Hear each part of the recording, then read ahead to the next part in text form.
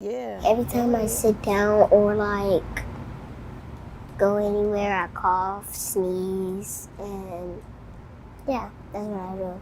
Every day, 8-year-old Trinity Johnson struggles to breathe. All three of them have it. She's just the worst one. Trinity's very feisty. She's outgoing. She's a talkative one. She has a little spice with her. But that spice has been tempered by living conditions that Trinity's mom, Yolanda Pinkney, says have become dangerous. Took her to the emergency room. Where Yolanda said Children's National Hospital referred her to the Impact Clinic to be evaluated. It's their pediatric asthma program designed to help families like theirs. That's when we started getting more in depth about, things that were going on in the house, things she were around. And then for mold, just any area that that has like moisture, wetness, anything, we just want to make sure it's well ventilated, so no mold will grow. Like Yolanda says is in her Forest Ridge apartment, which provides subsidized housing in DC's Ward 8. It was all messy and dirty. Like the walls different colors. This is what their bathroom looked like in July 2019. Mold growing on the ceiling, a hole around the shower head, which she said was caused by a leak, a clogged vent Yolanda said hadn't been working since she moved in 4 years ago. Nobody should live in some conditions that certain people living around here. The D.C. Attorney General agreed and filed a lawsuit against the landlord in October 2018, citing multiple health and safety violations. Yolanda is also working with a pro bono lawyer from the Children's Law Center.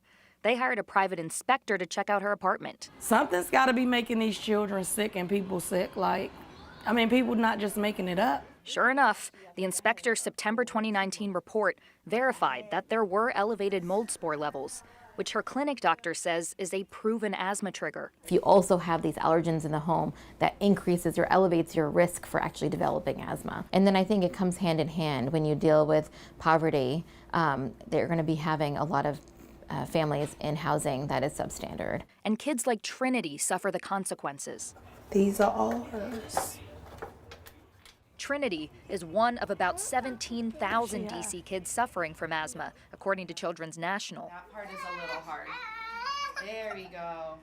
The hospital said children in wards 7 and 8, so where Trinity lives, visited the ER for asthma 20 times more often than those from Northwest DC.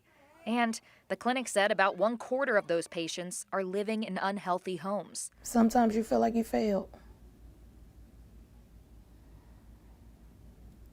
Sometimes you feel determined to get them out of here. She has certainly tried. Yes, I called maintenance. It's in, but we can't tell you when they're coming. We wanted to talk with the owner of Yolanda's building. We called multiple times, left messages, and have gotten no returned calls. I've had DCRA come in. They do an inspection, they violate them. They still come fix it whenever they're supposed to. They keep saying fines, fines, fines, fines, fines. He keeps getting fines, fines, fines. Nothing's happening. DCRA said they've issued $18,000 in fines on her behalf and have done all they can legally do. We're sitting here waiting in limbo to see what's gonna go on. And some of us can't afford to sit in limbo waiting because you still have your children's health. And while you're sitting there waiting, your children are still breathing in the same toxins. So it's like, what do you do? Yolanda says maintenance did make some mold fixes back in October to their unit, but the mold is coming back. She feels trapped. Her housing subsidy is tied to the apartment complex, so it's here or homelessness. I would rather deal with the devil I know than to get to meet a new devil. This is the wall right here that saw from the leaking upstairs, all around there. There is a beacon of hope on the horizon, says Yolanda. There will be new owners for the building come March and hopefully change. I love my kids. I think they deserve to have a healthy home. I think they deserve a safer neighborhood. I think they deserve a chance like any other child. Now we'll check in with the new owner to make sure they follow through. And Leslie, the Attorney General's team said they're also trying to get money back for the neighbors who have lived in these conditions for years.